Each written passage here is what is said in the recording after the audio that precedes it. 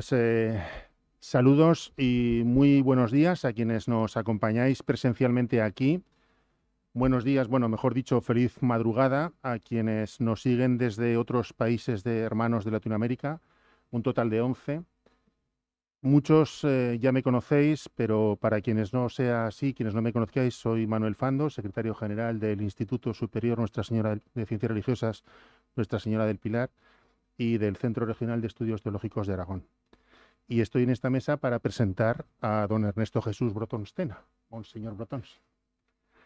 En menos de 15 días cumplirá 55 años, acreditando con hechos su lema episcopal: para que tengan vida, para que tengamos vida. Fue doña Carmina, quien le trajo al mundo un 20 de febrero de 1968, pero ha sido él, sí, ya lo sé, que también su hermana Mari Carmen, y también Ernesto padre, y otros más como Amy, su nieto, y otros muchos más, tranquilos, que no voy a hacer un árbol genealógico de la vida de la familia Brotons Tena, pero decía que entre otros fue él quien trajo vida a esa familia. Una vida que, por cierto, también llevó al Colegio Santa María del Pilar Marianistas, donde estudió aquí en Zaragoza. Y, por supuesto, al Seminario de Zaragoza, que se lo digan, si no, a muchos de los amigos, algunos, por cierto, por aquí presentes hoy también, que compartieron con él todo tipo de angustias, alegrías, penas, gozos y, sobre todo, esperanzas. Una vida que también trajo a los pueblos y gentes de esta iglesia en Aragón y a los vecinos de Torrero, porque sí, Ernesto es de Torrero y a mucha honra. En Salamanca, una vida, dada y recibida también en el esfuerzo y el estudio. En Salamanca se licenció en Teología Dogmática, por cierto, con premio extraordinario fin de carrera, lo que acredita ese espíritu de laboriosidad que tiene. Un esfuerzo y laboriosidad que le permitió defender brillantemente en 2002, también en Salamanca, su tesis doctoral Dios y la felicidad. Con esta tesis ya se intuía este lema suyo, el lema episcopal. ¿Qué puede provocar más vida que Dios y la felicidad? Es una pregunta retórica, obviamente, porque conocemos la respuesta. Nada. Estamos aquí muchos de los que le hemos visto crecer como pastor, como teólogo, como persona entregada a su ministerio y al hacerlo, generando vida, para que tengan vida, como reza su lema episcopal. También trajo vida durante unos cuantos años a nuestros centros de formación teológica, el Instituto Superior de Ciencias Religiosas Nuestra Señora del Pilar y el Centro Regional de Estudios Teológicos de Aragón, continuando con el esfuerzo de anteriores equipos y de otros directores, por aquí he visto ahora mismo a Carlos y a Emilio, profesores y alumnos, y el apoyo siempre incondicional de muchos de los que también hoy nos acompañáis. Fue capaz de sacar petróleo y conseguir el reconocimiento de esta institución como centro agregado a la Facultad de Teología de la Universidad Pontificia de Salamanca. Ha pilotado estos centros con solvencia, con un estilo de liderazgo propio, dejando hacer, desde el control, pero dejando hacer, alentando, animando, provocando, insinuando, facilitando, siendo a su modo esa ruaj que ha ido impulsando con paciencia y con sufrimiento, que también lo ha habido, el día a día de la vida de estos centros. De eso puedo dar fe, yo mismo he tenido la fortuna de vivirlo en primera persona con él y con muchos de vosotros. En estos centros no solo ha facilitado que tengamos vida los profesores y los trabajadores, me atrevo a vaticinar ya, pero sobre todo con el paso del tiempo, que los alumnos también lo recordaréis como uno de los profesores de referencia en vuestras vidas. ¿Os hizo sufrir algo? Seguro, pero lo hacía para que tengáis vida. Esa vida que surge cuando se generan las condiciones en el otro que le ponen en suerte ante el acontecimiento de un conocimiento gozoso. Disfrutón, diría yo. Para que tengáis vida, para que podáis compartir y hasta dar cuando estéis desempeñando vuestro ministerio. Así que ya se ve, para que tengan vida, el lema episcopal que es fontal en la vida de Ernesto, ahora sí ya de Monseñor Brotons. Un lema que en sí mismo es cristológico, neumatológico, soteriológico, es la razón de ser de nuestra Iglesia, de nuestra fe, para que tengan vida. Es seguro que la esencia de lo que se podrá traslucir de lo que esta sesión que va a compartir con nosotros nos cuente, la que nos vas a regalar hoy, que se titula Dios y el problema del mal, pondrá de manifiesto. Y ya apuesto a que nos va a terminar diciendo de alguna manera que dejemos a Dios ser Dios, como has expresado en muchas ocasiones. Nadie sabía, cuando preparábamos estas jornadas, lo comentaba ahora mismo don Carlos, que íbamos a ser, contando contigo después de haber sido señalado, nombrado pastor de la iglesia que peregrina por Plasencia, una tierra amiga, dura, extrema, de gentes nobles, como somos en Aragón, de gente acogedora, entregada, trabajadora, como nosotros, como los aragoneses, como los de Torrero. Así que presumo que allí estás como en casa, pero te echamos de menos. Termino diciendo en confidencia a nuestro público lo que ya el Papa Francisco sé que te dijo en privado al comienzo de esta andadura ministerial. Sé pastor, no policía. Algo que sé que está en tu ADN, como la idea, el deseo y el compromiso de que tengamos vida, como casi seguro vamos a ver en lo que nos vas a contar. Gracias por tu presencia.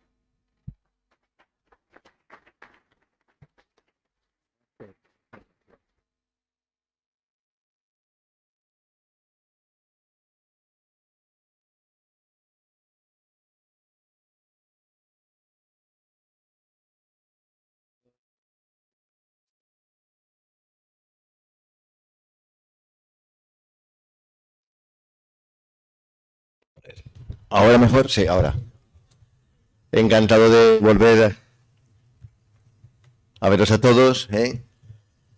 Como ya se ha dicho, yo esperaba estar aquí ahora dando esta ponencia cuando diseñamos con todo el equipo estas jornadas sobre este tema que nos parecía crucial, como nos decía don Carlos, pues por todo lo que estábamos viviendo a raíz de la pandemia, pero también teníamos muy reciente lo de Palma, teníamos muy reciente también la guerra de Ucrania, que comenzó, si recordáis, también en torno al 24 de febrero, si no me acuerdo, que empezaron los bombardeos.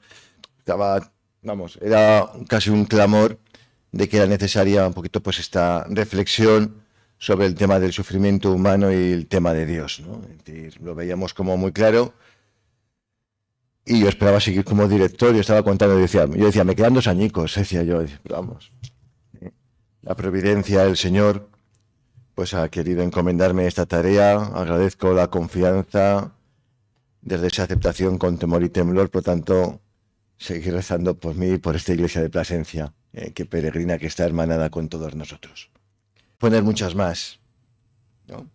Y no es difícil poner nombre a lo visto. Mal, dolor, sufrimiento, ¿no? Y es que, vinculada en el mundo, da la impresión de que ante el misterio del mal, del dolor o del sufrimiento, solo cabe el silencio. O quizás que lo más respetuoso sería el silencio. Volveremos un poquito luego sobre este tema del silencio contemplativo. El problema filosófico que se planteaba era, ¿solo la ciencia es capaz de vencer el mal? La fe no es capaz de decir una palabra o de tener una palabra que sea realmente significativa. Desde aquí nace lo que sería la teodicea. Este tipo de preguntas, ¿no? El tener que justificar a Dios ante este problema. Teodicea que viene de Theos, Dios, de Dikein, justificación, ¿no? Es ver cómo aclaro que Dios pueda ser compatible con la realidad del mal en medio de nuestro mundo, ¿no? Aunque tenemos que reconocer, todo eso lo empezó Leibniz, ¿no? Ahí tenéis ese ensayo de teodicea de Leibniz. Tenemos que reconocer que no solo Dios es cuestionado, porque realmente es cuestionada incluso una vida con sentido. El mismo Hegel a veces decía, a ver, la vida es un matadero. ¿Qué sentido encontramos a esto, no? Igual habría que hablar de una elpisdicea, teodicea justificación de Dios, elpisdicea justificación de la esperanza. Se puede esperar después de Lisboa, como cogiendo paradigmas del mal, de Auschwitz, o de Ucrania, o de la pandemia, ¿no?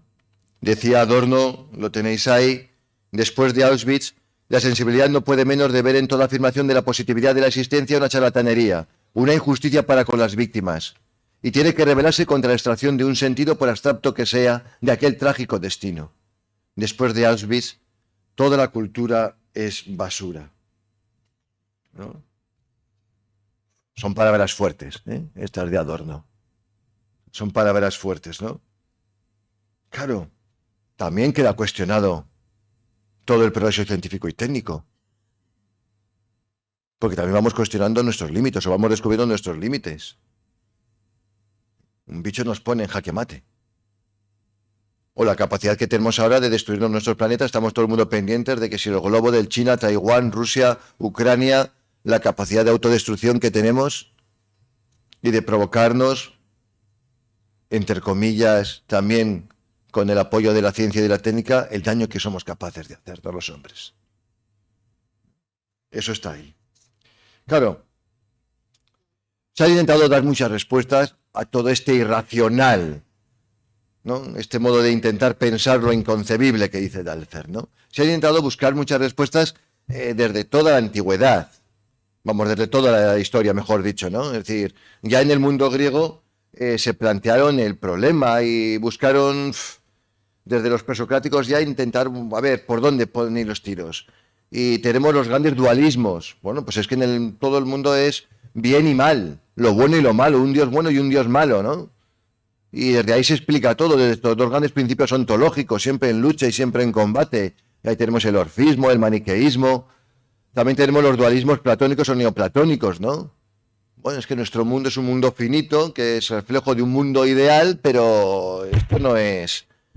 Y sí, está el ser con mayúscula, la absoluta trascendencia, que está más allá de ese uno, pero cuanto más nos vamos separando, más imperfectos son las cosas, ¿no? Todo ese tema de Plotino. Y bueno, pues nos está tocando estar muy lejos ya, estamos muy lejos, por lo tanto todo esto es muy... El estoicismo, en cambio, te dice, mira, esa visión panteísta que tiene el estoicismo de la vida, mira, dice, mira, esto forma parte del pacto de la vida y ya está. Lo que es la ataraxia. Lo importante es saber vivir con ello y ya está. Cómo resignarnos, cómo afrontarlos. El mal es privación del bien, decía San Agustín. Claro. El judeocristianismo también introdujo elementos, bueno, nuevos que hacían pensar diciendo, bueno, ojo que no podemos hablar de dos principios originarios, mal y bien. El mal está fuera del ámbito divino. Está fuera del plan originario de la creación. Dios creó todo bueno, top. El mal, nos dice, se hace presente por el pecado del hombre y se introduce también todo el tema de lo demoníaco. Pues luego entrar en todas estas cosas no me detengo ahora, ¿no? Pero sobre todo de ahí viene la esperanza del judeocristianismo, sobre todo el cristianismo. El mal es vencido. Y el mal es vencido en Cristo.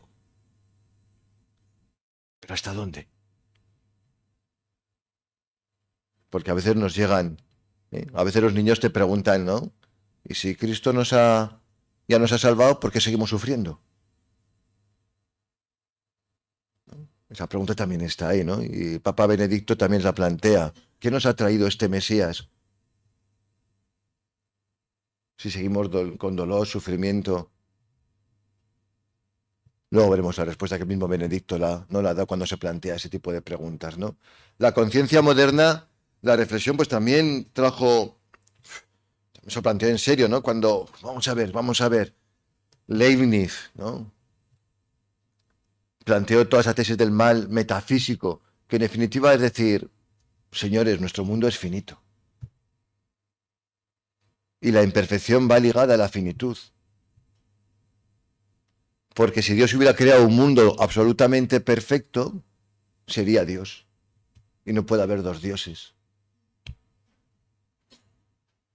sea, forma parte del pacto de ser finito, de ser criatura, la imperfección, ¿no? Por eso Dios ha creado, decía, el mejor mundo de los posibles, ¿no? No podía darle todo al mundo sin hacer de él un Dios, ¿no? Claro. Y uno parece que se queda contento con esto. Pero luego, ¿qué pasa? Poco más tarde, el 1 de noviembre de 1755, tenemos el terremoto de Lisboa. Con todo lo que supone. De muertes, de catástrofe. Resumiendo un poco los textos que ahí os pongo, dirá, ante el sufrimiento inexplicable de un niño,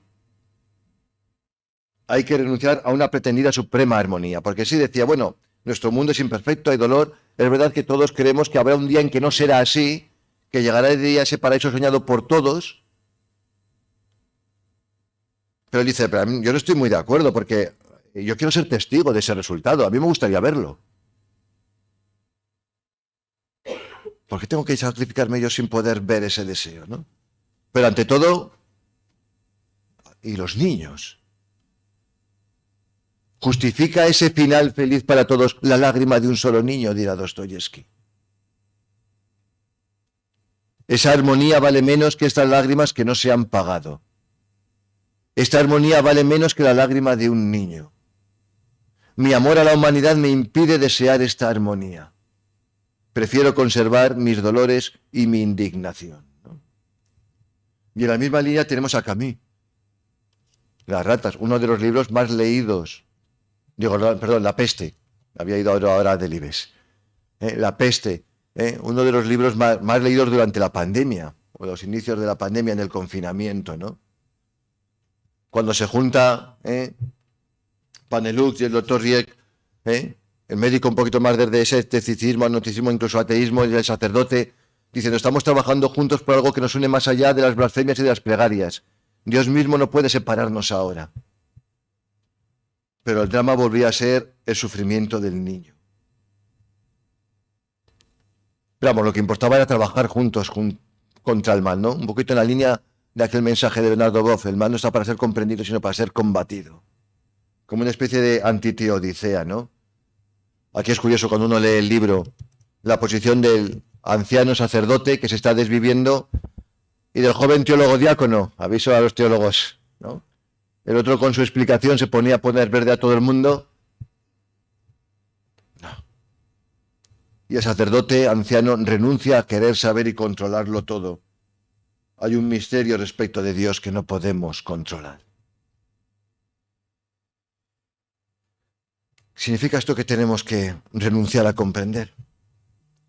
¿Significa esto el fracaso de toda teodicea, de todo intento de comprender el sufrimiento, de comprender a Dios? Tenemos que renunciar y simplemente callar. Torres Queiruga se revela un poco ante esta reflexión. Dice, no. Es decir, hay que afrontar el tema del dolor y el tema de la teodicea, pero sobre todo, dirá, lo que primero que hay que abordar con seriedad es el mal y el sufrimiento en sí mismo y por sí mismo. Porque el mal, antes de ser un problema teológico, es un problema humano. Incluso él dice, primero, para poder ubicarnos bien, tenemos que afrontar el problema del mal, esse Deus non daretur, ¿no? Como si Dios no existiera. Es una especie de ateísmo metodológico, lo que él llama ponerología. Y descubrir la experiencia del mal como está ligada a la finitud del hombre y a la finitud de lo humano y de la criaturidad. El mal resulta inevitable en este mundo, nos dice. Es verdad que tenemos un imaginario que nos dice que el mal no ha sido en un principio ni será al final. Tenemos un imaginario ahí, pero dice, ojo que pensar en un mundo sin mal, en un mundo finito sin mal, sin imperfecciones, sin sufrimiento, es como intentar buscar un círculo cuadrado. Muy en la línea un poquito de lo de Leibniz, ¿no? Claro, la pregunta por el origen del mal remite al mundo limitado, evolutivo. Eckhart y Paul Ricoeur hablaban de la tristeza de lo finito. Claro. Por eso dice, no solo hay que elaborar una teodicea, sino una pisteodicea, una defensa de la esperanza. Luego vendrá el problema de Dios, que dice, negarlo no es la solución, el mal sigue estando ahí. Y no es menos cierto, nos dice Queiruga, que sin la presencia de Dios, el mal se convierte en terrible noticia que ensombrece con oscuridad siniestra el destino humano, amenazando con privarlo todo de sentido. Que Dios no exista, dice, es una mala noticia para la humanidad. Resac se resiste también a esa negativa a comprender, porque la cuestión del dolor, del porqué del dolor, no es teórica ni abstracta, sino que es muy vital, porque es intentar dar sentido a la vida de la persona que está sufriendo. Porque el que sufre quiere seguir creyendo, quiere creer. Es preguntarme cómo puedo afrontar, manejar e integrar mi dolor, para lo cual necesito un horizonte, necesito un marco de sentido. La cuestión de la teodicea, leo, no la han inventado teóricos, rábulas. Existe porque la plantean en la aflicción del dolor y de la injusticia personas que quieren creer. Y esta, nos dirá Ruiz de la Peña, es una de las tareas fundamentales de la teología. Afrontar esta cuestión, ¿no? Por eso nos planteamos aquí el problema del mal, no solo en sí mismo y por sí mismo, que tiene su sentido, sino también nos lo queremos plantear como un problema teológico, es decir, corandeo, en presencia de Dios, ¿no? Porque no podemos dejar a Dios al margen del problema. Y esto no es una evasión, ¿eh? No es una evasión, es coger el toro por los cuernos. Claro, aquí he cogido un poco el hilo argumentativo de Geshe, que decía que había como tres grandes formas o maneras de afrontar este problema en presencia de Dios. Contra Deum, también se podría decir en un latín más clásico adversus, aunque Geshe prefirió la fórmula contrarianos por se parecer más eclesiástica. Contra Deum, pro Deum, favor de Dios, o la que vamos a hacer como apuesta nuestra en Dios, hacia Dios, con ese ad más acusativo que nos introduce en el misterio de Dios, y con Dios, ¿no? Lo primero ya lo hemos dicho, el contra Deus, ¿no? Existe el mal, por lo tanto no existe Dios. Y aquí tenemos esa frase dura de la mujer de Job: todavía crees en Dios, maldice a Dios y muérete. Es una frase dura. Pero claro, aquí tenemos ese lema que sale de Lactancio, Epicuro: o los dioses no quieren impedir el mal, no son buenos, o no pueden, o son impotentes, o ni pueden ni buenos, son débiles y malos, o pueden y quieren, entonces ¿por qué el mal? Y Epicuro dirá: los dioses pasan de nosotros. Por lo tanto, no tengamos miedo a los dioses, decía Epicuro, que pasan de nosotros, no os preocupéis, ¿no? Porque para empezar, y el futuro, y uno dice, bueno, y si Dios lo soluciona ahora, ¿a mí quién me garantiza que lo va a solucionar en el futuro? Bueno, no voy a enredar en esto porque yo creo que es más común, ¿no? Este argumento es muy conocido. Pero sí que quiero llamar la atención sobre algo. Cuando negamos la bondad o la omnipotencia de Dios a razón del mal, que luego termina eso negando su existencia, esto encierra una idea positiva. Porque lo negamos porque tenemos una imagen positiva de Dios. Hay algo en lo más profundo de nuestro corazón que nos dice que Dios y el mal son incompatibles. Y esta negación de Dios, cuando nos encontramos con el problema del mal, podríamos decir que nace de un deseo decepcionado. Pero lo importante es que nos quedemos con esta idea, que me parece fundamental. Todos tenemos la conciencia en lo más profundo de nuestro corazón de que Dios y el mal son incompatibles, de que Dios no quiere el mal. Luego vienen las teodiceas, ¿no? En favor de Dios. Sentamos a Dios en el banquillo y nos ponemos como abogados defensores. Hay que justificar a Dios ante ese irracional que es el mal. Y aquí encontramos distintos tipos de teodiceas, no me puedo detener, ¿no?, en ellas.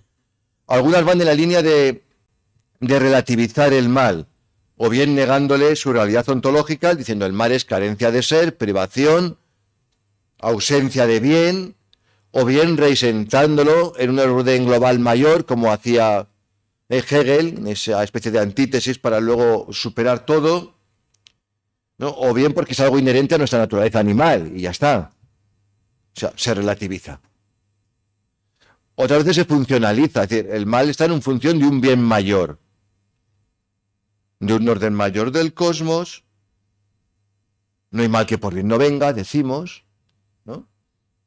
O quizás es una prueba, es un castigo. Si os fijáis, son fórmulas que intentan, por así decirlo, neutralizarlo, reprimirlo, para decir, bueno, que no es tan mala la cosa, que tiene un sentido, ¿no? Porque lo necesitamos. Otros insisten en el mal como responsabilidad humana, ¿no? Fruto del pecado del hombre, si nos lo estamos ganando a pulso. Claro, otra cosa es luego uno dice, y las desgracias o desastres naturales, o a veces, o los niños, ¿no? Hay teodiceas que debilitan la omnipotencia divina. Es que Dios no puede, si Dios lo único que hace es sufrir con nosotros. Lo que pasa es que entonces nos podemos preguntar, pero entonces, ¿tiene el mal la última palabra? Algunos apuntan a la victoria final, a la esperanza final, aunque quizás no responden al origen. Estamos en una dilación sin fin de la solución.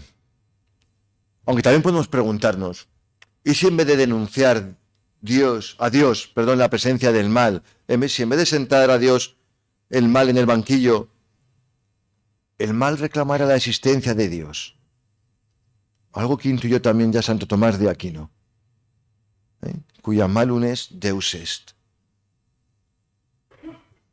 Precisamente por la añoranza de lo absolutamente distinto que proclamaba Horkheimer. Y aquí encontramos otra frase también desconcertante de Adorno, ¿no? El pensamiento que no se decapita desemboca en la trascendencia. Frente al derrotismo hay algo en el corazón del hombre que se revela. Esa capacidad que tenemos de resiliencia, esa palabra que hemos escuchado tantas veces con el tema también de la pandemia.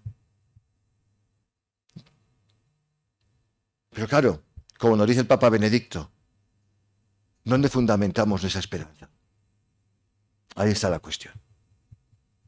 ¿Dónde la fundamentamos? ¿Dónde la sostenemos sin convertir a Dios en un tapagujeros? Que ese es otro gran problema. Una concepción de un Dios demasiado intervencionista con una varita mágica, arbitrario, que soluciona los problemas, y lo convertimos en un tapagujeros que... Ya no lo ha dicho Feuerbach. Ojo, con determinadas proyecciones de Dios que lo único que hacen es que nos hagan muy difícil luego creer en Él. Claro. Los dos tópicos anteriores, contra Deo y pro Deo, lo que dejan es el problema del mal, si os fijáis, realmente al margen de Dios. El primero porque lo niega. Por lo tanto, Dios y el mal no tienen nada que ver, porque negó a Dios, pues ya está apañado. El problema solucionado.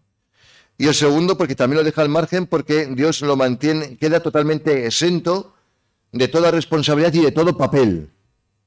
Como si no fuera con Él. ¿No?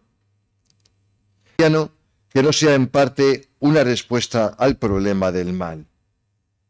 Conscientes de que el problema del mal, la lucha del mal y contra el mal no es solo un problema ético, sino es un problema de destino. Está en juego nuestro presente y está en juego nuestro destino. Y aquí hay como tres grandes formas de plantearlo. En Dios, el mal como cuestión divina, ad Deum, incluir a Dios en la pregunta, la súplica y el clamor, y cum Deo, Dios como adversario del mal, ¿no? En primer lugar, en Dios, el mal como una cuestión divina. Ante el drama del mal, no podemos ni negar a Dios, yo creo que no se trata de eso, tampoco se trata de dejarlo al margen, sino que tener muy claro que si el mal y el sufrimiento son una cuestión humana, son una cuestión divina. Eso está claro. Porque Dios no adopta distancias ante la vida de los hombres. No es verdad lo de Epicuro de que los dioses pasan. Nuestro Dios no pasa de nosotros. Dios no adopta distancias ante la dicha y desdicha humana. No vive ajeno a la peripecia dramática de los hombres. Ni ama el dolor ni se complace en el sufrimiento. Más aún se deja afectar incluso en su propio ser por el destino de sus criaturas. Esto lo veíamos muchas veces, algunos recordad que lo explicaba en Cristología y en Trinidad. Cómo Dios se dejaba afectar por el destino de las criaturas, y no podemos ya dejar de hablar de Dios como el Dios de la creación o como el Dios Padre de nuestro Señor Jesucristo.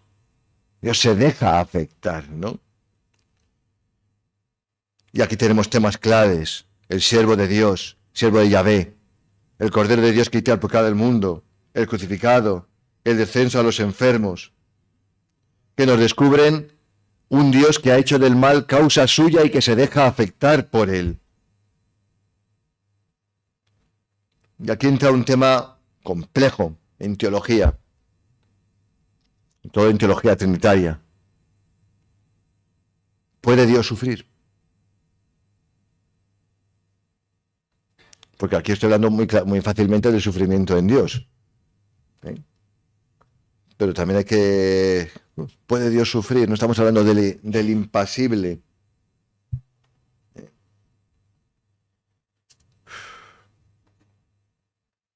San Juan Pablo II hablaba de ese dolor inefable en el corazón de la Trinidad. Claro, aquí nos toca plantearnos el tema de que hasta qué punto el mal, nuestro dolor, nuestro pecado, afectan o pueden afectar realmente a Dios, y hasta qué punto un Dios afectado por nuestro dolor es para el hombre y la mujer de hoy sufrientes una esperanza fundada en la liberación del mismo, ¿no? Es verdad que al respecto se ha operado un cambio muy significativo en la teología, ¿eh? Un cambio muy significativo, porque del axioma comúnmente aceptado y mayoritario del Dios impasible e inmutable, se ha pasado con una cierta preferencia a la contemplación del Dios sufriente y crucificado. Un Dios que conoce el sufrimiento desde dentro, perseguido, traicionado, muerto en cruz. Claro, no es ajeno a este giro, que está claro en el ámbito protestante con figuras tan significativas como Jungel, Moltmann, Kitamori, e incluso Barth y Pannenberg, ¿no? En el ámbito católico destaca sobre todo von Balthasar. Yo creo que o la propia Comisión Teológica Internacional aborda el tema. Este giro viene programado por una nueva sensibilidad humana y teológica frente a la cuestión del mal. Somos mucho más sensibles ante este tema. Eso está ahí, es claro, es evidente. El redescubrimiento del Dios de la Biblia también está, bueno, ha influido, es decisivo en este modo de hablar de un Dios sufriente o de un Dios que conoce el sufrimiento desde dentro. Y sobre todo el desarrollo de la teología trinitaria y la contemplación de la cruz como acontecimiento trinitario, ¿no? Y aquí os pongo una imagen, un grabado de ese trono de la misericordia, donde se representa al Padre acogiendo, sosteniendo en sus brazos al Hijo crucificado, con el Espíritu que hace de abrazo ahí entre el Padre y el Hijo, ¿no?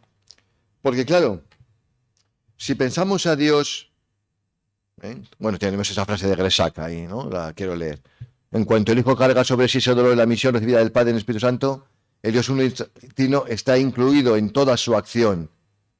El Dios no se torna con nosotros y para nosotros el Dios sufriente, ¿no? Claro, porque una cosa es pensar a Dios en clave metafísica y otra cosa es pensarlo como persona en clave de amor, ¿no? Desde esa pasión de caridad de la que nos hablaba Orígenes, ¿no? Claro. ¿Es capaz Dios de sufrir? Fijaos que aquí aparece en esta imagen, tenemos al Hijo sufriente, crucificado. Esa experiencia dura, también difícil, luego volveremos sobre esa pregunta del abandono de Dios. Pero también tenemos al Padre, también sufriente. No en la línea del patripapsianismo, como si el Padre fuera crucificado, ¿no? Eso es otra cosa. Pero poneros ahora vosotros, padres y madres que estáis aquí, en el papel de Dios. Cuando sufren vuestros hijos, ¿quién sufre? Lo que también sufrís vosotros, ¿verdad? Pues como decía Jesús, si eso nos pasa a nosotros que somos malos, ¿qué le pasará a Dios, nuestro Padre, que es bueno? O sea, aquí no hace falta mucha teología, reflexión filosófica muy rara, ¿no? Para hacerlo y para experimentarlo, ¿no? Todo esto en el abrazo del Espíritu que está ahí como fuego de sacrificio, nos dice la carta a los hebreos, ¿no? Un Dios que puede dejarse afectar por nuestro dolor. Fijaos esa frase genial de San Agustín, que decía, la salud del dolor es más cercana a la inmortalidad que el pasmo del que no siente. Esto no significa que tengamos que renunciar a la tradición de la impasibilidad y de la inmutabilidad divina, que tienen también su sentido, pero hay que reinterpretarlo bíblica y trinitariamente. Porque sobre todo nos está hablando de libertad de Dios, este discurso. Nos está hablando de la fidelidad de Dios, así mismo como amor absoluto y a nosotros. Porque incluso nos dice la Escritura, aunque nosotros no seamos fieles, Él permanece fiel, ¿no? Nos habla también de la victoria final sobre el dolor y el mal. Porque, ojo, solo un Dios que fuera compasivo, misericordioso, que llorase con los que lloran, Si Dios no hace más que llorar con nosotros y no tiene una palabra última y liberadora, ¿quién tendría la última palabra? El dolor y el sufrimiento.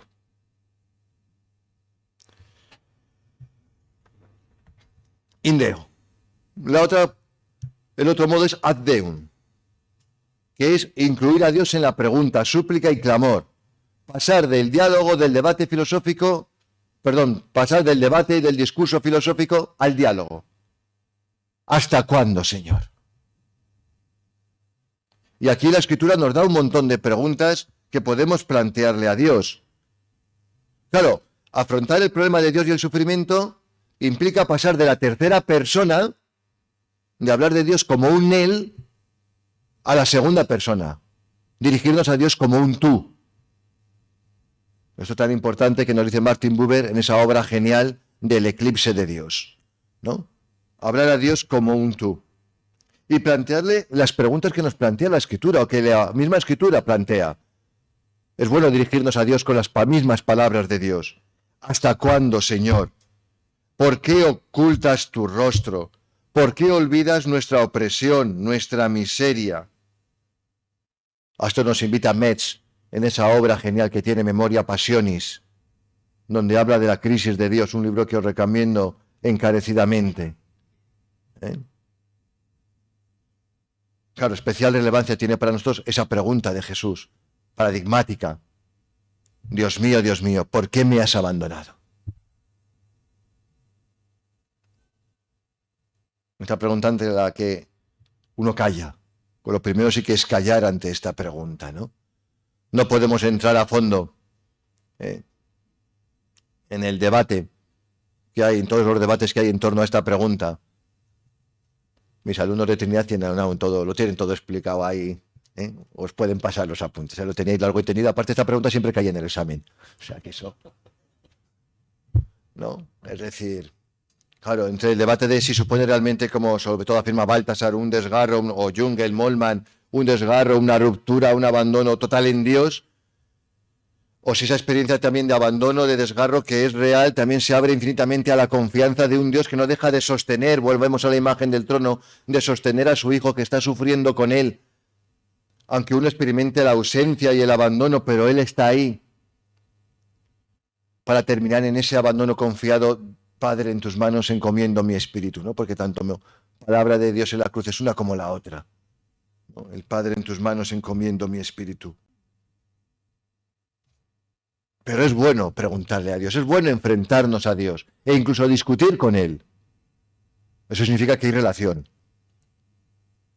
¿no? Decía Bernanos en ese famoso diario de un cura rural: no es tan malo enfrentarse con Dios, pues eso obliga al hombre a emplear a fondo la esperanza, toda la esperanza de la que es capaz. Y Dios espera nuestra pregunta. Dios espera nuestra pregunta. Eso sí, nos la lanza como un boomerang. Porque también el clamor del sufrimiento es un clamor de Dios, que clama con sus criaturas, y el Espíritu gime con el clamor de la creación. Y va y nos pregunta, bueno, pero ¿dónde está tu hermano? Caín, ¿dónde está Abel? Esa pregunta también es una pregunta y es clamor de Dios contra el sufrimiento, ¿no? Porque Dios se presenta y se quiere presentar como objeción contra el mal. Y aquí entramos en este tercer apartado, que me parece interesantísimo. Cum Deo. Dios es el adversario del mal. Porque es amor, porque es el creador, porque es el Dios de la vida y el redentor, y por eso se opone definitivamente al mal, y no lo quiere en modo alguno.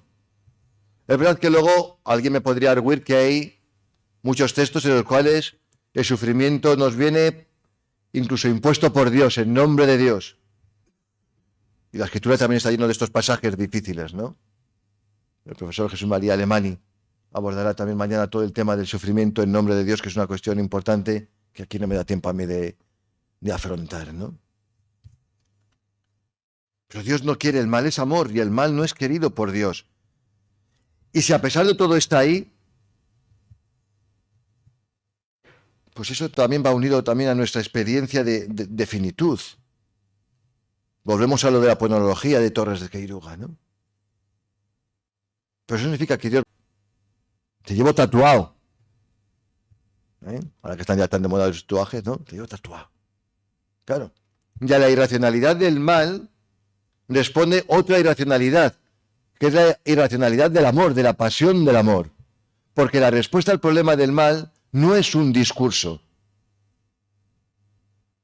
sino toda una vida, un acontecimiento, una persona, Jesús de Nazaret.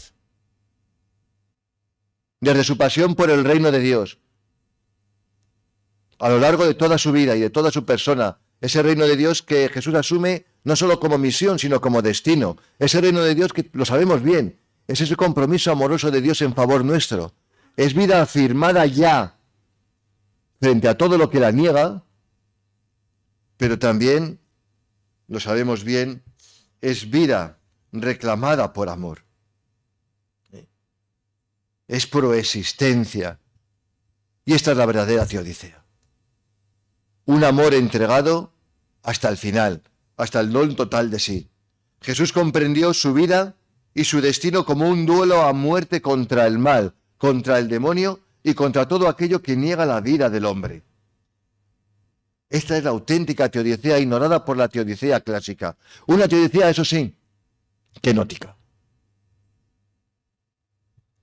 Y o asumimos esto, vuelvo al dejar a Dios ser Dios, o tocamos el violón, volvemos al todavía crees en Dios, maldice a Dios y muérete, ¿no? Claro, el Dios al que bastaban unas cuantas proezas de la lógica para defenderse ante el mal no existe. Dios es el Dios Padre de nuestro Señor Jesucristo que escucha el clamor de su pueblo, se deja afectar por él y se hace hermano y servidor de los más pequeños hasta el final sin condiciones.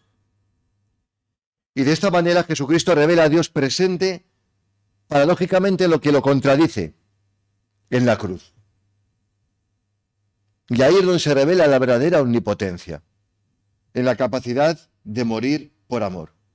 Esto lo decía San Agustín muy claramente, ¿no? Decía, el diablo es poderoso y le gusta el poder y encima lo ofrece y por eso a los hombres nos cae bien el diablo, porque como queremos poder nos cae bien, ¿no? Siempre el poder tiene algo de demoníaco. Adórame y te daré todo lo que quieras. Todo el poder para cambiar las cosas. Esa es una de las grandes tentaciones que siempre tenemos, ¿no? Sí, pero hay una cosa que el diablo no puede. Y que es ahí donde le engañó a Dios. ¿Qué es lo que no puede el diablo? Morir por amor. El diablo no puede dar la vida por amor. Ahí es donde se revela esa verdadera omnipotencia. Importante porque a nuestra sociedad le molesta a veces la cruz. Y a veces el que no acepta la cruz no acepta tampoco a los crucificados de la historia. Y sin embargo el cristianismo la pone un poquito en el centro. Pero ojo, no hablamos aquí de una cruz sola, sino de una cruz habitada por amor. Porque la cruz sola en sí misma y por sí misma es un instrumento de tortura. No salva el sufrimiento en sí mismo y por sí mismo. Ojo, a veces con las espiritualidades que piensan que es redentor el sufrir en sí mismo y por sí mismo. Lo que salva es el amor capaz de sufrir con los otros y por los otros. Lo que salva es el amor capaz de dar la vida. Y aquí experimentamos ese abrazo del crucificado con todo hombre y mujer sufriente que nos está diciendo que ni estamos solos en el dolor, pero tampoco Cristo está solo en su dolor. Y aquí entra toda la teología de Salvifici Doloris, muy importante, escrita, como nos decía antes don Carlos, también desde el lecho del dolor, ¿no? Analógicamente, muy analógicamente, yo me atrevería a decir que hay una especie de perijóresis entre la cruz de Cristo y, por así decirlo, nuestras cruces, nuestros dolores. Cristo asume mi dolor y yo me uno al suyo, me abrazo al leño. Y esto me permite no solo descubrir a Cristo, a su cuerpo llagado, en el cuerpo llagado de todo hombre y mujer sufriente, que también, sino que me permite afrontar con esperanza mi dolor, madurar en él e incluso darle sentido. Pues Cristo, al hacer suyo mi sufrimiento, lo hace redentor. Jesucristo nos invita a vivir el dolor aceptando la realidad de la vida con confianza y con esperanza, colocando el amor de Dios y del prójimo también en el sufrimiento, porque el amor transforma el dolor. Y aquí tenemos preguntas claves también, ¿no?, que yo creo que no podemos olvidar en esta reflexión y que recoge genialmente el Papa Benedicto en Espe Salvi. Él dice, ojo que la grandeza de la humanidad está determinada esencialmente por su relación con el sufrimiento y con el que sufre. Conscientes en el texto que antes también se nos leía, de que el sufrimiento forma parte de la existencia humana, que deriva, dice, de nuestra finitud y de la cantidad de culpas acumuladas a lo largo de la historia y del presente, ¿no? Tenemos que hacer todo lo posible por superar el sufrimiento, conscientes de que no podemos extirparlo del todo, que eso solo lo puede hacer Dios, pero un Dios que se hace hombre, que entra personalmente en la historia, que sufre con nosotros y que ha vencido ya, aunque sea en esperanza y no en cumplimiento total. Claro, dice, pero el otro, dice, planteémonos cosas, dice, el otro es tan importante como para que yo por él me convierta en una persona que sufre. Porque es aquí donde se juega todo. Y esto es criterio de humanidad y también de divinidad. Hay un texto, no me acuerdo ahora exactamente cuál es el salmo, no me acuerdo ahora exactamente el número del salmo, en el que sale Dios revelándose a los ídolos y les está acusando precisamente de ser inmisericordes. La situación de cómo me ubico yo ante el que sufre es criterio de humanidad y de divinidad.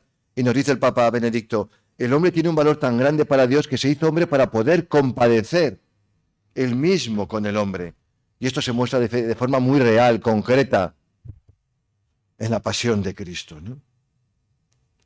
Claro, desde aquí releemos textos muy duros, como el de Wiesel.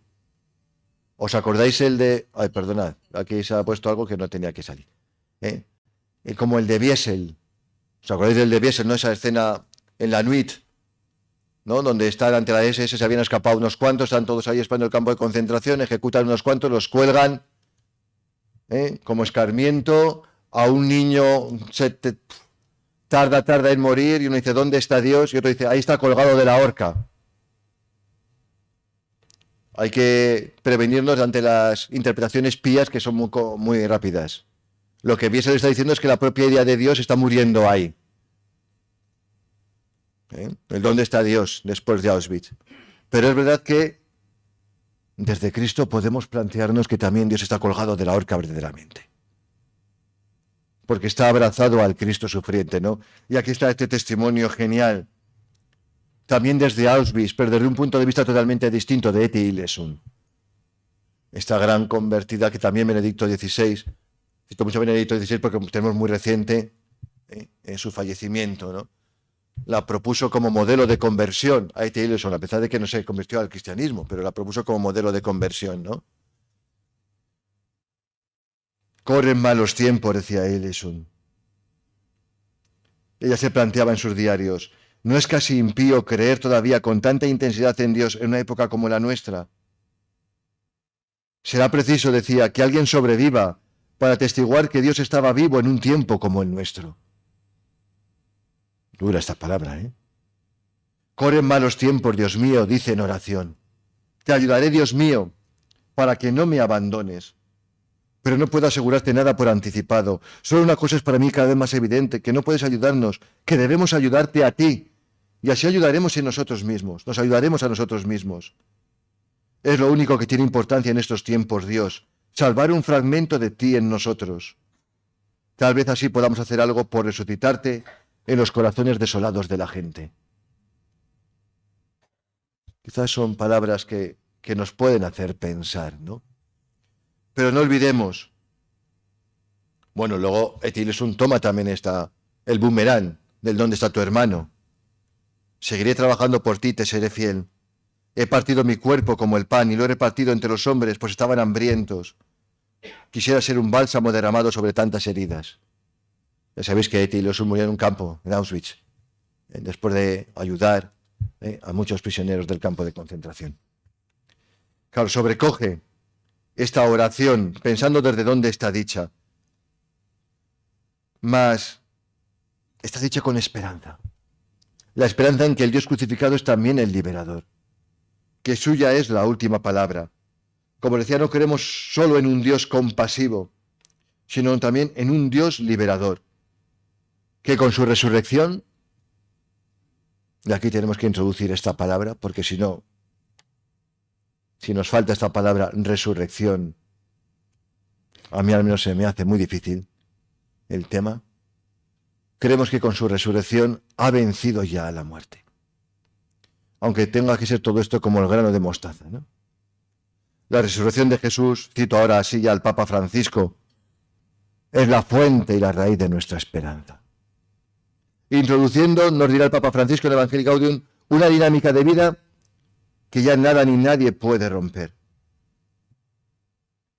Y allí donde la vida se corta, porque todos tenemos la experiencia de que la vida se corta, nos dice, esta vuelve a brotar tozuda, invencible. Una victoria que ciertamente permanece oculta, pero que se revelará definitivamente en un futuro escatológico, sin que por ello neguemos ya sus mediaciones salvíficas en todo acto liberador de justicia y de amor. Porque Dios no solo va a actuar al final, creemos que está actuando. Otra cosa luego es el cómo. Aquí siempre está ese gran problema de cómo actúa Dios o cómo interviene Dios en el mundo, ese gran debate, ¿no? Filosófico y teológico de cómo interviene Dios en el mundo. A veces el Papa también, Ratzinger, planteaba, a veces nos cuesta un poquito pensar que interviene en nuestra cabeza y en nuestro corazón y físicamente nos cuesta más, pero cómo interviene. Quizás en la pandemia nos ha dado muchos ejemplos, ¿no? De cuántos sentimientos, actos de solidaridad, gente que se ha entregado, gente que se da. Yo desde la fe al menos me resisto a no ver la mano de Dios en todo eso. Desde la fe me tengo que resistir a eso, a no ver la mano de Dios ahí, ¿no? Un Dios que nos provoca y nos implica. No solo en la pregunta por el mal, que nos la devuelve, sino también en la respuesta contra el mal y en el compromiso contra el mal. Y los últimos papas nos lo han recordado. ¿Cuántas veces el Papa Francisco ha criticado ese drama de la globalización de la indiferencia que seca nuestro lagrimal? Recordad en Lampedusa, dice, ¿quién no ha llorado? Echándonos en cara que somos incapaces a veces de llorar ante ciertos dramas, de que se nos seque el lagrimal, que nos acostumbremos. Recordad cómo Jesús de Nazaret nos exhortaba a hacernos prójimos en esa parábola genial del buen samaritano. Le preguntan a Jesús, ¿quién es mi prójimo? Jesús no responde a eso. Jesús responde al quién se ha hecho prójimo, porque no es a quién tengo que amar, a los míos, ¿no? Esa era la pregunta. No, el tema es hacerte prójimo. Hazte tu prójimo y sobre todo hazte prójimo del que está caído al borde del camino. Vuelvo a la pregunta que hemos escuchado. ¿El otro es tan importante para mí como para que sufra con él y por él? Sufrir por la justicia, por un mundo más humano, más justo, más fraterno. Sufrir por el Evangelio. Porque todo esto no se puede hacer sin mancharse las manos, ¿eh? Amar, entregarte, intentar construir un mundo mejor. Eso no se hace sin mancharse las manos. Forma parte del pacto, ¿no? Pero aquí tenemos la inversión, ¿no? Dios nos provoca, nos desinstala, nos quiere sacar de nuestra comodidad. Y aquí tenemos ese plan para resucitar del Papa Francisco. Dios jamás abandona a su pueblo cuando el dolor se hace más presente. Y de la mano de su Espíritu podemos escribir una historia de fraternidad con los anticuerpos de la justicia, de la caridad, de la solidaridad. Esta es la inversión desconcertante y radical. Del mal como objeción contra Dios, pasamos a Dios como objeción y palabra última contra el mal. Y termino ya a modo de conclusión. Sé que, bueno, quizás, por decirlo un poco así coloquialmente, lo único que he hecho ha sido abrir el melón de muchas preguntas, de muchos interrogantes, de los cuales pues tampoco quizás, no sé tampoco si tengo las respuestas, ¿no? Vuelven a quedar muchos temas, entre otros también el de sufrimiento en nombre de Dios, del que nos hablará mañana el profesor alemán, y otros muchos, ¿no? Yo a modo de conclusión me atrevería a decir, que mientras no dejemos a Dios ser Dios y nos manejemos con nuestras ideas preconcebidas de Dios o con imágenes del Dios deísta, filosófico, y mientras no asumamos lo que significa la finitud y la tomemos en serio, así como también luego esa posible responsabilidad humana que la hay, que está ahí y que no podemos negarla, el mal queda insoluble, ¿no? Pero hay que afrontar el tema con mucha humildad y confianza. Siempre, ¿eh? Y lo que decimos, queda mal decirlo, dando el tema, diciendo, yo a veces siempre decía en clase, esto tomarlo con un poquito de humor y de amor. Porque estamos pisando terreno sagrado y aquí no podemos decir esto es así, no. Tocamos terreno sagrado. Aquí hay que, todo con mucha humildad y confianza, todo lo que decimos al respecto, ¿no? Conscientes de este gran misterio. Sabido que muchas veces hay que callar, lo que decía antes de los tópicos. Dios lo ha querido así. Pues esto no se lo hago ni a mi peor enemigo. Esto lo podéis encontrar fácilmente, esta respuesta. A veces vale más un abrazo y estar en silencio. Decía Benedicto, en Deus Caritas es, el cristiano sabe cuándo es tiempo de hablar de Dios y cuándo es oportuno callar sobre Él, dejando que hable solo el amor. Sabe que Dios es amor y que se hace presente justo en los momentos en que no se hace más que amar. ¿Cuántas veces ante el problema del mal concreto, real, entre la persona, mujer que sufre por una enfermedad, porque se le ha muerto un hijo, y pues tantas cosas? Igual lo único que cabe es un abrazo. Un abrazo y estar ahí, en silencio, acompañando. No. La fe cristiana imprime al tema del dolor y del sufrimiento un sesgo inédito. El mal no es un problema a solucionar antes de creer en Dios. Dios se ha revelado incluso en medio del mal y del sufrimiento. Y desde una triple certidumbre. La esperanza de que en Cristo el mal ha sido radicalmente vencido. Aunque ahora esto lo digamos en esperanza. La confianza de que no estamos solos. No estamos nunca solos. Y Él, como el trono de la misericordia, nos está sosteniendo. Y por último, la certeza y el compromiso de que creer desde esta experiencia y en medio del mal y del dolor es alinearse, estaba diciendo lo contrario, alinearse contra toda forma de crucifixión, apostando con Dios de su mano y con la fuerza de su espíritu por construir un mundo más humano, más justo, más fraterno y combatir toda forma de sufrimiento. Gracias.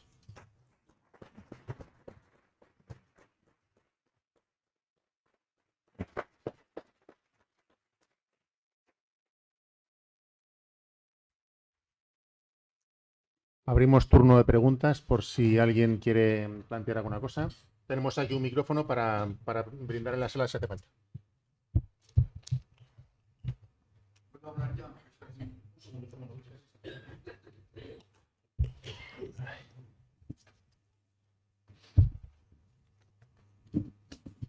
Buenos días. Mire, en primer lugar agradecerle la exposición que, bueno, se la agradezco. A ver, le voy a preguntar una cosa muy concreta. En Cundeum, cuando usted habla de Jesús y el reino de Dios, a mí me preocupa muchísimo, no se puede imaginar hasta cuándo. Soy un aficionado a teología, no tengo el nivel, pero dedico mucho tiempo a estudiar el concepto del reino de Dios en el Evangelio de San Marcos. Pues mire, yo no entiendo cómo la Iglesia no ha ratificado un montón de convenios de las Naciones Unidas donde entiendo que está el concepto que hemos estado hablando aquí, dar una afrontación al sufrimiento y al concepto del Evangelio de San Marcos. A ver, bueno, al concepto del Evangelio de San Marcos no, al concepto del reino de Dios en el Evangelio de San Marcos. A ver, no es una pregunta que la tenga preparada, pero le podía decir a usted un montón de convenios de Naciones Unidas que no ha ratificado la Iglesia. ¿Qué me podía decir usted de esto? O a lo mejor ha sido una pregunta muy... Si quiere se la complico más. Lo primero tendría que ver qué convenios, porque aquí hablar de convenios en general habría que ver el convenio concreto, mañana leer el convenio Sí. y ver cuál es la motivación por la cual no. Yo creo que en estos momentos una cosa puede ser la firma de convenios concretos, pero yo creo que el testimonio del Papa Francisco y de su magisterio ha quedado claro el compromiso de la Iglesia, al menos por la paz y la justicia, está ahí y es real. Otra cosa es que luego, pues lógicamente, pues tengamos más fallos que una escopeta de feria, pero bueno, pero yo creo que el compromiso es real. Los convenios, pues siempre hay que verlos en su contexto y con el texto delante. Yo no me atrevería ahora a decir una afirmación así genérica, porque sin conocer la letra me equivocaría. Bueno, pues le digo que yo estoy muy allegado a la Iglesia, soy Iglesia, pero si mañana nos vemos, le haré una relación de convenios que no se ha firmado.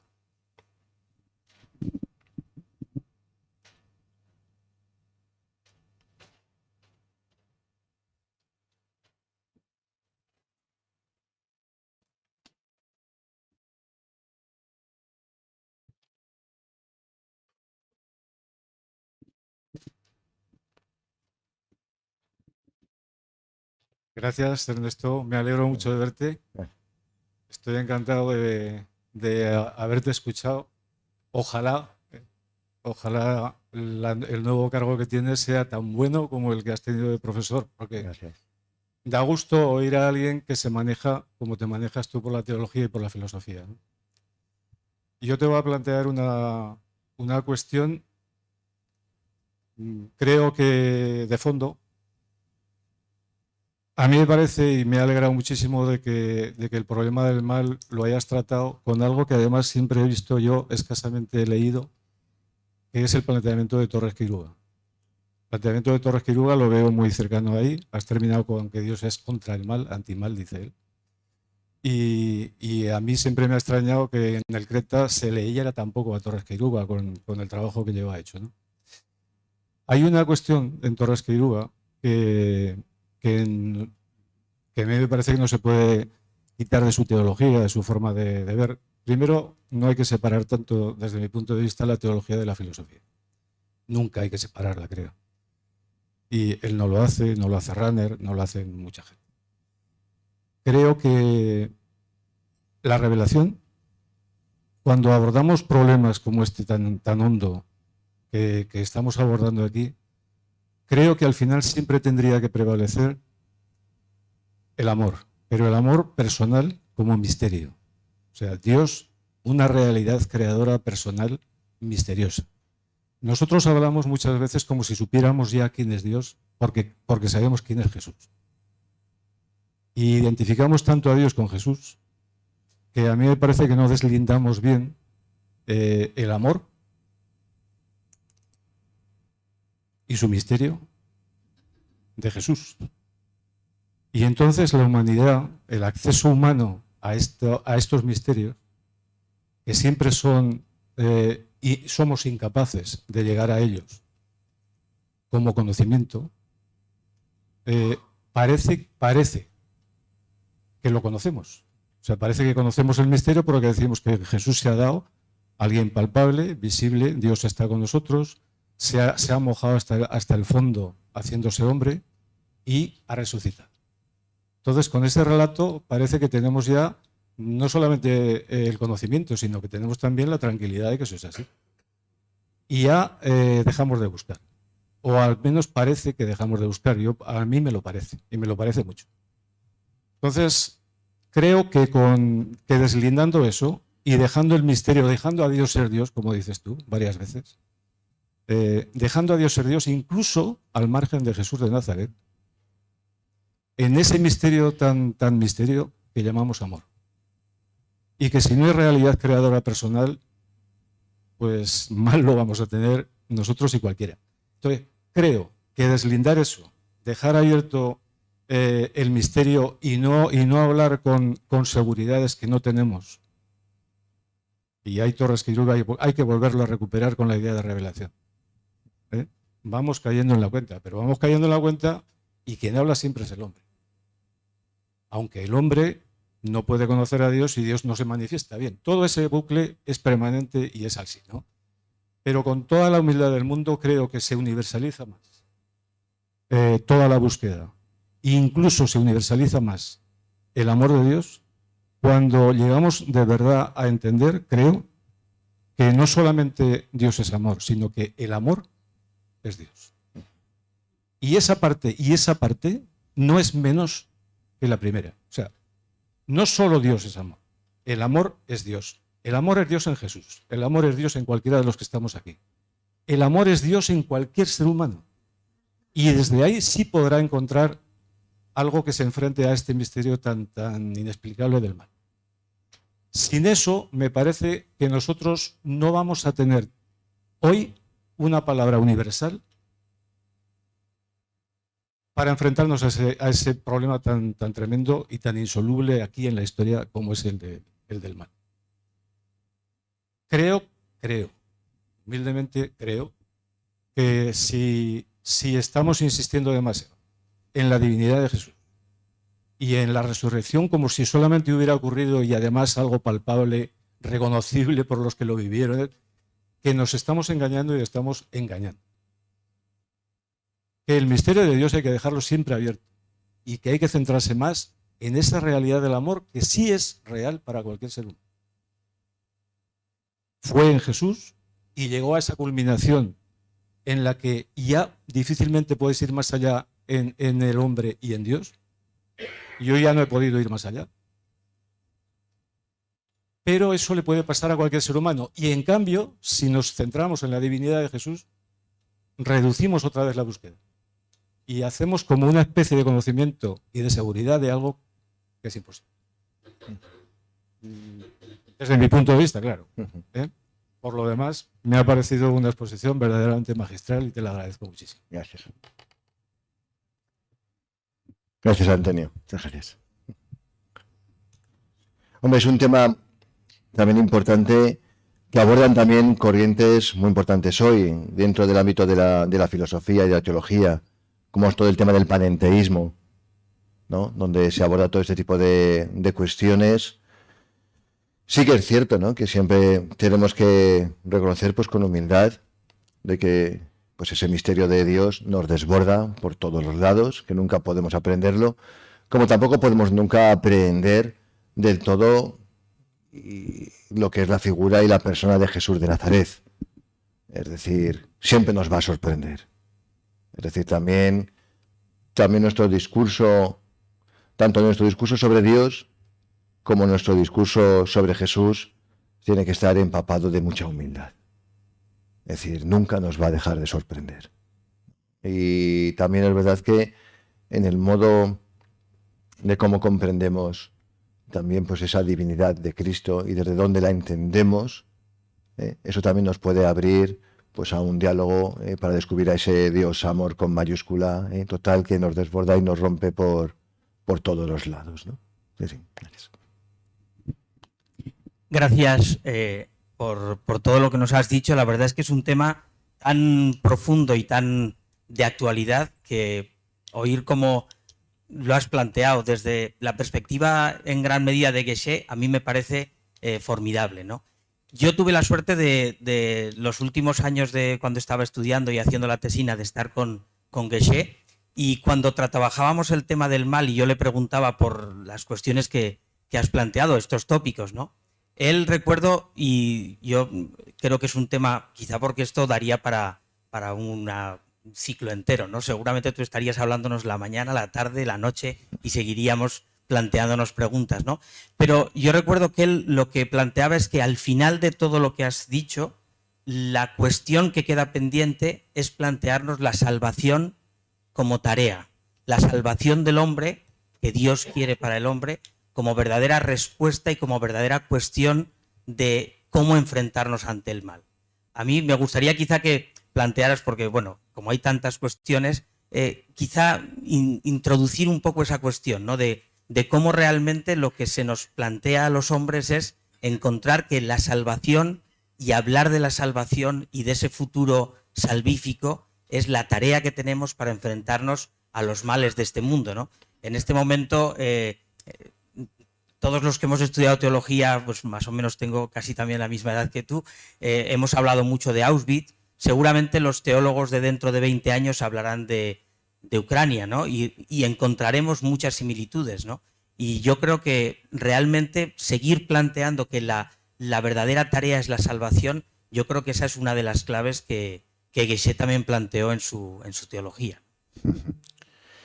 Sí, antes he dicho que el tema del mal a veces no solo es una problemática ética, sino una problemática de destino.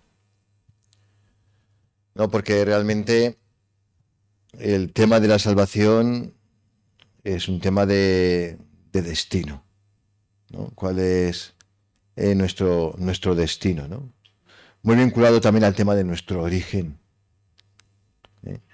Yo creo que ahí no podemos perder de vista lo del libro de los Hechos. En él vivimos, nos movemos y existimos, ¿no? Y aquí quizás, como decía antes Antonio, el hecho de partir de la experiencia de Dios, comprendido como amor creador que sostiene, que sustenta, nos va dando ya una perspectiva, ¿no?, para este tema de la salvación, que uno ve acogida como don y como tarea, ¿no? Claro, el tema es a veces el plantearnos qué es lo que comprendemos cuando hablamos de salvación, que no es un tema fácil, ¿no? Basta que cojáis, por ejemplo, uno de los últimos libros de Ángel Cordovilla, Teología de la Salvación, para que veáis una amplitud de temas. Y ciertamente, si ahora nos preguntásemos qué entendemos cuando decimos Dios nos salva, tendríamos aquí 20.000 reflexiones y 20.000, ¿no? Claro, esa salvación que siempre ha tenido como dos grandes dimensiones, ¿no? Aquí tenemos también todas las tradiciones, están también en nuestras confesiones, la tradición más quizás occidental nuestra, en la que ha insistido todo el tema de la salvación como liberación, ¿no?, del pecado, del dolor, de la injusticia, del sufrimiento, de la muerte, empezando por el pecado, con todo el drama que también supone. Y todo ese aspecto también es salvación para, como el Éxodo, yo salgo de Egipto, me toca pasar el desierto. Sé que insistía mucho en este esquema, si no recuerdo mal, aquí los exegetas me diréis así, ¿no?, para luego adentrarme en, ¿no?, la salvación entendida como vida. Lo que también en la teología oriental se ha insistido tanto sería la divinización, la deificación, ¿no?, como todo ese proceso de plenitud de la vida humana llevada a plenitud, ¿no? Nos encontramos aquí con estas dos dimensiones, que se manejan entre el ya y el todavía no, ¿no? Es decir, en estos momentos, claro, no es la salvación, por lado de esta doble dimensión, en estos momentos también, pues lógicamente hay una apuesta y una acogida. Primero creemos que la salvación de todo es don, pero también es tarea de lucha contra el sufrimiento, contra el pecado, contra sus consecuencias, contra el mal, pero también de todo lo que significa vida, plenitud, felicidad humana, dicha, prosperidad, humanización, etcétera, etcétera. Por otro lado está la cuestión, ¿la salvación es solo un estado o es una persona? Porque decimos, Cristo nos salva, pero quizás la salvación es un don ajeno a Cristo, ¿o es el don que Cristo hace de su persona? Hasta que podamos identificar que la salvación es Cristo.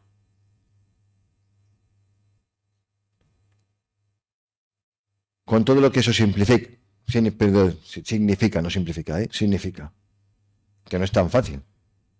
Porque cuando hablamos de Cristo, en esta dimensión ya gloriosa, resucitada, no solo hablamos de la persona Jesús de Nazaret, que se entrega al don espiritual, sino que incluso, si ahora nos metiéramos con San Agustín, nos metiéramos en toda la teología del Cristo total, aún se nos complicaría más las cosas, o hablamos del Cristo cósmico de Teilhard de Chardin y aún se complica mucho más la cosa. Pero claro, es decir, yo insisto mucho en este carácter personal. O sea, la salvación es el don que Cristo hace de sí mismo, con todo lo que eso significa. Con todo lo que eso significa, ¿no? Entonces, le digo, es un tema que es complejo porque entra en muchísimas cosas. La teología de la salvación quizás es de la soteriología, que va muy unida a la cristología, es quizás de las cuestiones más complicadas, ¿no? Y la teología de la gracia. Por un lado, es verdad que es un acontecimiento que me afecta, le afecta a la persona, a la sociedad y al cosmos entero, a la humanidad y al cosmos, con esta dimensión de liberación del pecado, del sufrimiento, de la injusticia, de la muerte, que empieza ya y que se tiene que empezar a hacer ya en realidad y que nos compromete e implica, lo acogemos como don, porque sin la fuerza del Espíritu de Dios, que es el que nos capacita precisamente para amar, para luchar, para trabajar, acogida como don, lo que leíamos ayer en la lectura breve de las vísperas de ayer, ¿no? El Dios que nos alienta en nuestras luchas para que nosotros podamos alentar. Es don y es tarea que implica liberación pero que implica también promoción humana, vida, felicidad, dicha, prosperidad. También conscientes de que al final la salvación es el don de la propia persona de Jesucristo. No es solo un estado, sino que es la propia persona de Jesucristo que nos abraza, en la que me sumerjo, en la que entro en una auténtica comunión que es participación de su vida, porque en definitiva, todos lo sabemos, ¿no? El origen de todo está en ese misterio genial del Dios uno y trino que ha querido compartir su vida dichosa con todos y cada uno de nosotros. Es un tema complejo, no me atrevo a hacer un pequeño esbozo así de lo que sería la teología de la salvación, pero esto nos llevaría igual otras jornadas ya.